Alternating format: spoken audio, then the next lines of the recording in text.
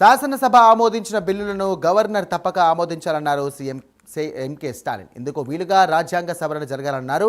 గడువులోపు బిల్లులను తప్పగా ఆమోదించాలనే విషయంలో గవర్నర్లకు రాష్ట్రపతిని కూడా ఆదేశించే హక్కు కోర్టులకు లేదని గురువారం సుప్రీంకోర్టు తీర్పునిచ్చింది. ఈ విషయంపై స్పందించారు సీఎం స్టాలిన్. ఇక గవర్నర్లు గడువులోపు బిల్లులను కూడా ఆమోదించాలని, అందుకు రాజ్యాంగ సవరణ తేవాలని కోరారు. ఇక అప్పటి వరకు తాము పోరాటం చేస్తామని తెలియజేశారు.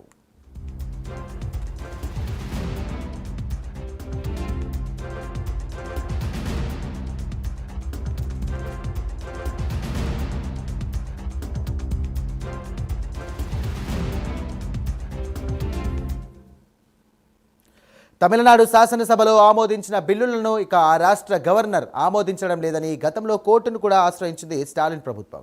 కేసును విచారించిన justice Pardiwala, justice R Mahadevan ధర్మాసనం ఇక గవర్నర్లు, రాష్ట్రపతి గడువులోపు తప్పక బిల్లులను ఆమోదించాలని ఏప్రిల్ 8న తీర్పునిచ్చింది. ఈ తీర్పుపై రాష్ట్రపతి ముర్ము సుప్రీంకోర్టును ప్రశ్నించారు. రాష్ట్రపతి, గవర్నర్ అధికారాల్లో కోర్టులు జోక్యం చేసుకున్నట్లుగా ఉన్నాయనన్నారు. ఇందుకు గాను మే 13న రాష్ట్రపతి ముర్ము 14 ప్రశ్నలతో సీజీఐకి లేఖ రాశారు. ఈ నేపథ్యంలో రాష్ట్రపతి, గవర్నర్లకు కోర్టులు గడువు నిర్దేశించలేవని సుప్రీం తీర్పునిచ్చింది.